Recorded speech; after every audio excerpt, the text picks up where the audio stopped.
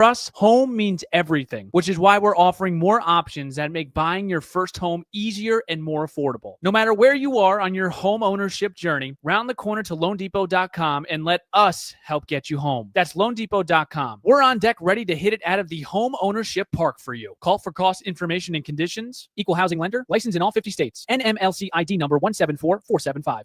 Miami Marlins fans, we celebrate every victory together. But when life throws you a curveball, whether you're injured at work, hurt in an accident, or facing a disability, you need a team that knows how to win. At Werner Hoffman, Gregg and Garcia, we fight for you in personal injury, workers' compensation, and disability cases. With decades of experience, we make sure you get the benefits and compensation you deserve. Let us step up to the plate for you. Werner Hoffman, Gregg and Garcia, where Miami's injured find their strength. Call us now or visit wernerhoffman.com. Let's win this together. Visit Miccosukee Casino and Resort, where fortune meets fun. With over 1,800 slot machines, high-stakes bingo, 24/7 poker, and exciting high-limit slots, there's something for everyone to enjoy. From luxurious accommodations and exquisite dining at La Brisa to live entertainment and handcrafted cocktails at Temp Lounge, we thank you for choosing us as the premier casino, resort, brunch, and date night spot in Miami. Reimagined, redesigned. Rediscover Miccosukee Casino and Resort online at miccosukee.com. Step up to the plate with Terminix, the leader in pest protection for almost 100 years. We don't just hit home runs against termites. Since 1927, Terminix has defended homes and businesses nationwide from all kinds of pest curveballs. Trust Terminix to protect what matters most. Visit Terminix.com/Marlins to learn more. Because no one strikes out termites and pests like Terminix.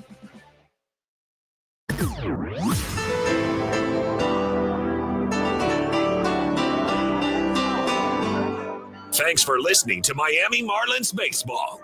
Marlins Baseball is brought to you by ADT, the official smart security partner of the Miami Marlins, and Norwegian Cruise Line. Experience more at sea. With the 10th Inning Show, here's the voice of the Marlins, Jack McMullen. Well, the Marlins fall on Tuesday evening at Progressive Field in Cleveland, Ohio.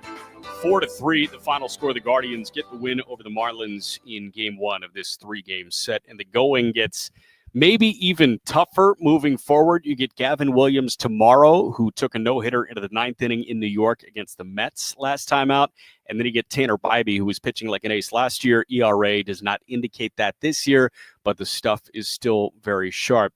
Gavin on Wednesday, Bybee on Thursday, Yuri Perez on Wednesday, Edward Cabrera on Thursday. But tonight, it was Logan Allen, talented young left-hander for Cleveland, who actually went to Florida International against Jansen Junk.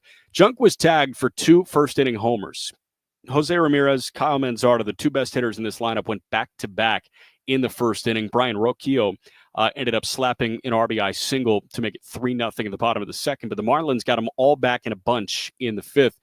And the Guardian offense just kind of went dormant for a little bit. This is what they do over the course of the season, but they have this get-out-of-jail-free card. They have a superstar in this lineup, and Jose Ramirez had a franchise record with his 27th multi-homer game. He laced a solo shot down the right field line to give the Guardians a 4-3 lead.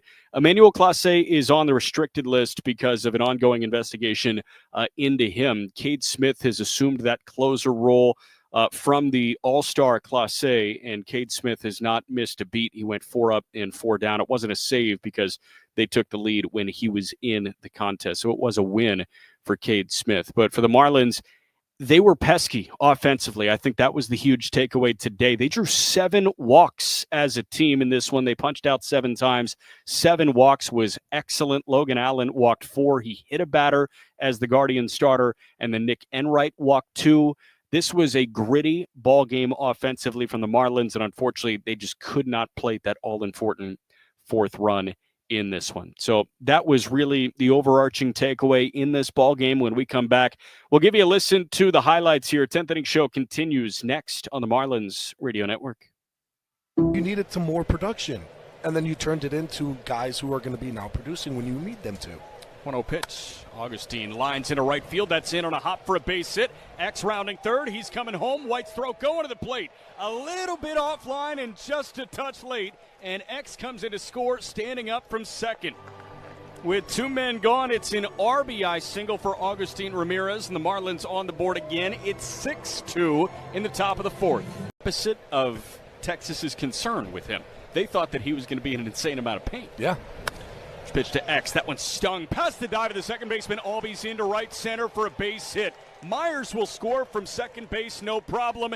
And Xavier Edwards got to 300 last AB. This time he pushes to 301. Afternoon, getaway day at 1:35. Jen Powell calls balls and strikes. 3-1. That one sprayed into left field, down the line. Long run for Profar. He's still moving. That drops in. It's a fair ball. Hernandez was drifting towards third. Now he gets the run around home, and the throw coming home is late. That was a line hunter. Profar is explaining to the third base umpire, Chris Guccione, that he thought it bounced to the right of the chalk, or the left of the chalk, I should say. Yesterday has hit the skids a bit over his last few games.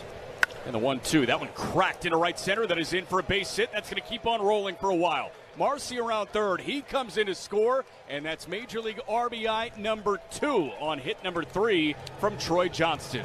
Stretching Cabby maybe 10 pitches further than you would if you were on 4. 0-1. Hernandez lifts that one high in the air, out to left and deep. Profar is back at the track. It is gone. Into the Marlins bullpen. Big Bert again, his 7th home run of the season, and it's a 2-run shot, 5-0 Fish in the top of the 5th. And you're listening to the 10th Inning Show on the Marlins Radio Network. Well, unfortunate loss for the Marlins on Tuesday night in Cleveland as the grounds crew here at Progressive Field gets the tarp on the field overnight. We might be expecting some rain overnight, but we got this ball game in 4-3, the final score. The Guardians buoyed by a multi-homer day from Jose Ramirez. Again, his franchise record-breaking 27th multi-homer day in his career. And it is quickly looking like it could be a Hall of Fame career. Listen to the highlights. It's that guy, Jose Ramirez, that got us going in the bottom of the first. 1-2. Ramirez hammers a ball out to right and deep. Myers is back at the track. He's looking up, and it's gone. What were you saying, Gabby? That he's very, very strong. That's homer number 24 on the year for Jose Ramirez. He dropped the bat head on that and did not miss it. It was a changeup, and J-Ram sent it out to right center field. Guardians open scoring in the bottom of the first. It's 1-0 Cleveland. So Jose Ramirez opened scoring. A hitter later, Kyle Manzardo stayed boiling hot. 2-1. That one hit high in the air, out to left center and deep. Hill is back in left center. He's looking up, and that one is gone. 8 homers in his last 21 games. Ramirez was due. Manzardo is hot, and they go back-to-back with solo shots in the home first for Cleveland. It's 2-0 Guardians. Wasn't as loud an inning later, but Brian Roquillo made it a 3-0 Guardian advantage. Next pitch. That one slapped over the jumping glove of the first baseman Wagaman into right for a base hit, and that allows Arias to trot home from third. Brian Roquillo sent one just over a full extension, leaping Wagaman at first, and that line drive pulled single makes it 3-0 Cleveland in the bottom of the second. But then the Marlins got on the board in the top of the 5th inning. It started with a leadoff hit by pitch. Then there were a couple of quick outs, but then the 2-out scoring continues. Otto Lopez drew a walk, and Dane Myers, with the help of a Gold Glover, got the Marlins within a run. 1-1. That one hit hard past the dive of the shortstop. Arias into left for a base hit. Quan going to come up firing. His throw is going to third. It can't be picked by Ramirez. Otto gets up, and he breaks for the plate. He will score, and Dane pushes to third base. Guardians threw the ball around a little bit. It's an RBI single for Dane Myers. He pushes all the way to third, and with a second run coming in, it's a 1-run game. So X comes in to score on the single. Otto pushed first to third, and he will score on a throwing error from the left fielder, Quan. It's 3-2 Cleveland in the top of the 5th. Now here. And a run would come in a hitter later, but before that, I do want to tell you that's so rare from Stephen Quan. This guy has won a Gold Glove in left field. He is one of the best defensive outfielders in Major League Baseball, and he actually recorded an outfield assist to cut a run down to end at the top of the 6th inning. But back in the top of the 5th, hitter later, Heriberto Hernandez knotted this game up. 2-2. Hernandez tomahawks one down the left field line. That's falling quickly. That is in for a base hit, and that ties the game at 3. Hernandez pushes to second. He's got an RBI double, and the Marlins come back by scoring in a bunch. So Heriberto Hernandez, that was a double. It was his 7th on the year and RBI number 25 in his 47th Major League Baseball game. Unfortunately, that was it offensively for the Fish. The Guardians had one more punch in them. It came from their superstar, Jose Ramirez. 1-1. Ramirez hits one well into the corner in right field. Stowers on the move. He's looking up, and it's gone. A multi-homer day for Jose Ramirez, and that thing got out in a blink. It wasn't hard hit, but it was a line shot that just snuck out down the right field line, 346 feet. And his second homer of the night breaks up this 3-3 tie, 4-3 Cleveland with one away in the bottom of the 8th inning. And an out prior to that, the Guardians turned to one of the best relievers in all of Major League Baseball, Cade Smith. He struck out Javier Sanoja to end the 8th, and he went 1-2-3 through the road 9th to finish the job for the Guardians. And Otto bounces one off the mound on the backhand to the second baseman, Schneemann. He plucks it, and he tosses to first, and the ball game is over. Quick 1-2-3 9th, and it's a 4-out finish for Cade Smith. He is the winning pitcher with that go-ahead solo home run from Jose Ramirez in the bottom of the 8th. The Marlins dropped game 1 in Cleveland on Tuesday night at Progressive Field, 4-3, the final score. That's how this ball game sounded. When we come back, we'll hear from the skipper, Clayton McCullough. 10th inning show continues next on the Marlins Radio Network. 33% of the way there. That's Hall of Famer. Hit 333. 1-0 pitch. That one looped into shallow left field. Profar coming on. He won't get there. That drops in for a base hit. Hicks going to come in and score. Otto pushes to third. And Jacob Marcy drives in his 4th run at the major league level. This guy's 8 for 17 to open his big league career. And an RBI knock gets the Fish on the board. They trail 2-1 at the top of the 2nd. In the lead. 1-2. That one hit in the air, out to right center. That's deep. That's carrying well. Harris is back at the track. He leaps up. He opens the bullpen door, and that's off the wall. It caroms back into center. Wagaman pushes to third, and 2 runs come in to score. A 2-run triple for Wag Attack. Braves of yesteryear. No. 3-2.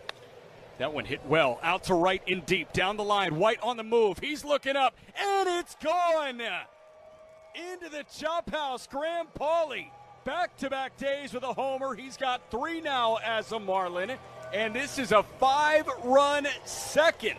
2-run blast. 5-2 Fish. You needed some more production, and then you turned it into guys who are going to be now producing when you need them to. 1-0 pitch. Augustine lines into right field. That's in on a hop for a base hit. X rounding third. He's coming home. White's throw going to the plate. A little bit offline and just a touch late. And X comes in to score, standing up from second. With 2 men gone, it's an RBI single for Augustine Ramirez, and the Marlins on the board again. It's 6-2 in the top of the 4th. Trying to win it all again. Posada, slow roller right side. Beckett picks it up, tags Posada, and the Florida Marlins are world champions. The Marlins have stunned the Yankees, shocked New York, and this improbable team, improbable ride, they end up on top, winning in 6 games over the Yankees. Marlins fall to the hosting Cleveland Guardians 4-3 on Tuesday night in the series opener against the Guardians. Got 2 more here, 6:40 both nights. That means Marlins on deck begins at 6 o'clock on both Wednesday and Thursday. But let's hear from the skipper, Clayton McCullough, after this one. Clayton, a lot of good from tonight. You come back to tie it up, 7 walks, and then Jose Ramirez kind of takes over. What do you take from tonight? I think it started like with junk and a couple homers in the first. I mean, really the first few innings, it was really grindy for him. Pitch count got up there. His command wasn't like it normally is. But I think credit to him for settling in and getting through 5 there, keeping the score where it was, giving us a chance to come back. So great job by him there to finish the way he did on a night where it didn't start out great for him. And yeah, Jose Ramirez is a good player. I mean, this guy, we talked about him before the game. He just a good player that Calvin made a pretty decent pitch trying to get in on him some, and he got enough on it to get it out. And, for us to, our at-bats as a whole, we're really competitive tonight. And we did. We had some opportunities. We had some walks, had the 3-run rally there, big knock by Dane. It was great for him, and some good base running by Otto and company, on the backside there. And, Burt to come through again to tie it up. So we got ourselves back in it, clawed our way back in, kept going, and just couldn't do enough at the end to hop ahead. A couple on the pitching side of things with Junk. His velo was down. Is he's all good? Is this just part of the season? Yeah, we think Junk's fine. And, sometimes you just, you have those nights, and, you get through, the course of the season, in a long year we're things that we're monitoring, but also think he's got so much pitchability and, can continue to, mix his arsenal, move it around to collect outs. So good job by him tonight, keeping us in that game. I know Allen got X at first. Did you think he was coming set? Did you have any issues with some of his movements? No, didn't think it was. It's a good move. It's makes it deceptive, and I think that's what happened. It just probably leg gets down quicker than maybe you think, and the ball's over there, and so he just got caught leaning.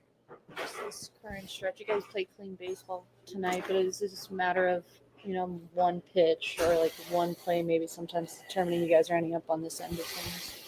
And it feels that way in a lot of games, that the turning point is going to be most likely it's at bats with runners in scoring position, maybe a hit that an opponent gets or that you're able to get. And maybe I think tonight it was they jump out, we claw our way back, tie it up, which was great. Our guys continuing to battle, and we just weren't able to capitalize on that and find a way to push any more runs across in the back half of the game. And they were able to get a big swing late to finish it off. Going with Kyle pinch hitting that early on, were you, I guess, thinking even maybe later in the game, or were you happy you wanted him to get maybe multiple at bats? As I think it was at that time felt like any opportunity you could get with any kind of traffic, and Kyle versus right, to have him ready for that spot, and it coming earlier just felt like that was a good spot for us to try to take advantage of that with Stowie, and it being early that he was he's going to be guaranteed another at bat as well. Just the ebbs and flows of a season. Obviously, you guys have had hot streaks. Now you're going through one of those hot streaks. How do you, I guess for a lot of guys, it's the first time in the big leagues, kind of stress upon them like, hey, like we had these earlier in the season, they're happening now, it'll turn at some point. It's definitely going to turn. Sometimes you go through ruts where you feel like on one hand you can never lose again, and on the other side you feel like, well, we have to play an absolutely perfect game in all facets to win, which we don't have to play perfect. We know we have to play well. And so right now, yes, we're been a tough go for the last 3 or 4 days. And all we can do is go back tomorrow and focus on what we can control, right? Look at the things that, an at bat here or there that, go evaluate your process in the at bat, look at things we're doing on, in all areas. And, you just try to go be better, when those opportunities come again, but because it's going to turn, the sun will come up tomorrow, and we'll have a game where we have a chance to win. What did it mean to get Bender back in the fold today? Yeah, get the new dad, right from changing diapers off a plane into a game. So we're all happy for Anthony. Missed him. Nice to have him back, and come in there and get into that game and put up a 0 for us at that point when we had just, tied it up, was great. So nice to have Anthony back, and, the dad now. If it had gotten to that point, tied in the bottom of the ninth, who would you have gone to in the bullpen? Well, we had options. We had Bacher, we have Simpson, we still had Beozo. So we had a number of options today. Thanks. All right, that was the skipper, Clayton McCullough. After this one, to get a 4-3 loss for the Marlins at the hands of the Cleveland Guardians. Jansen Junk got the ball. He allowed back-to-back homers in the first inning. It was weird because Junk, in 70 and a third innings coming into this one, had allowed just 3 homers all year. Then he allowed 2 in 2 hitters, but Junk really settled in after that. RBI single from Roquillo in the second, but through a scoreless third, fourth, and fifth. Final line on him, 5 innings, 6 hits, 3 runs, no walks, and 2 punch-outs. Those 2 homers from Ramirez and Manzardo in the first. Let's hear from Junk after his start. Jensen, what'd you take today? How were you able to settle in tonight? Yeah, the start didn't go how I wanted. Coming out of the gate, just didn't feel like myself, wasn't able to locate exactly how I wanted, especially with the fastball. Was relying heavy on the breaking stuff. And then to the Ramirez home run, quality pitch down, wanted a little bit away, wanted to stay away from in on him, and just yanked it a little bit. He's a good hitter. That one's just tip your cap. And then, I kind of fell behind Manzardo and was kind of forcing pitches just because I knew I was didn't feel like I had the crisp, execution. So kind of forced that one in there and, put a good swing on it. And from there on, it's just, you've already been punched in the face. So, the whole time I was just, the game plan we had in place was working. So just keeping on that, keeping on communication with the pitching coaches, with Gus, and, sticking to our plan, adjusting. And I think, coming out, throwing 3 scoreless, putting 3 zeros up, and keeping us there. And then I think the biggest thing was that 5th inning when we go out, score 3, tie it up. And that was my job that day. It was just put up another 0. So coming out of that 5th inning, that makes the outing much better when you get a 0. You saw the velo at 92 today. How are you feeling? I'm feeling good. Just trying to, maintain my recovery and stuff along those lines. Kind of similar to your Houston start where you gave up a couple of runs early and then settled in. What do you think's happened in the first 2 innings? I think I just got to come out a little sharper in those first innings. We play a tough game and, nothing's given to you. I think I just need to have better focus in those early innings, from pitch 1, not think about, I need to go 5, 6 or whatever, and think about the end results. I need to stay present in the moment and just execute my pitches one by one. I hear so much, hitting's contagious or pitching, just when the team's kind of going through this rougher patch. How much is it difficult to not be like, okay, I need to go out there and try to stop it? Or is that something you even think about?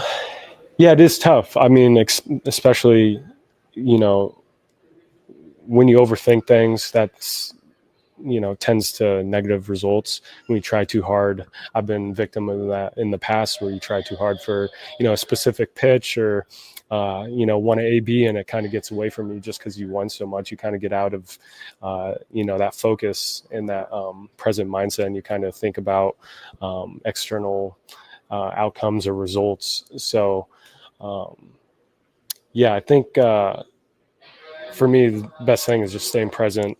It was a good fight today. I thought we played well, had a good chance to win. And unfortunately, we just came out on the other end. Kind of alluded to it, but just the type of hitter Jose Ramirez is. Yeah, Jose Ramirez, he's a very good hitter. We knew that going in. Obviously, his whole career, he's been a very good hitter. And, when you're throwing to him, you got to be on your game and just, smart about the situation. And, he takes advantage of misses in the zone. And he's great at doing it, and that's why he's so good.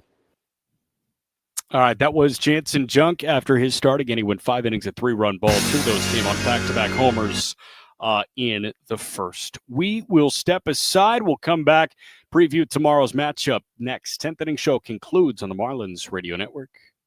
Good questions. but it's not as easy as the guy that worked for the New York Post. First pitch to Troy Johnston, ripped into the right field corner. That is a fair ball. It short hops off the wall in the corner. They're going to hold Pauly at third, but Hernandez comes in to score from second. His first plate appearance in Miami. He's good based on the skill set. Kyle Stowers was bad for a month this year after he was amazing for 2 months and amazing for 2 more. Stowers hits one high in the air down the left field line, playable for Dominguez in foul ground. He makes the catch, but Johnston will tag and score from third base. It was in fair territory. If it was in foul ground, Dominguez might have let it drop, but he did make the catch. It plates another 75 and 49 or 49 something crazy. There's a shot deep right field. Going back is Bellinger. He looks up and it is gone. Kyle Stowers has done it again. This time a 3-run shot off the lefty. 6-1 Miami. Marcy looking for his first major league RBI. Rips one deep to center. Grisham going back, turns back, looking out, backhander, off the glove. It hits the wall. Marcy rounding second. He will get his first major league RBI and his first major league triple. 7-3 Miami. The rookie does it again. Yeah, that's really cool. Obviously, just getting recognized for anything that you do in this game is always really special. I don't take it for granted. Honestly, just kind of more stoked about how we've been playing in all sincerity, and just hope we can keep that going. It feels good to just play winning baseball.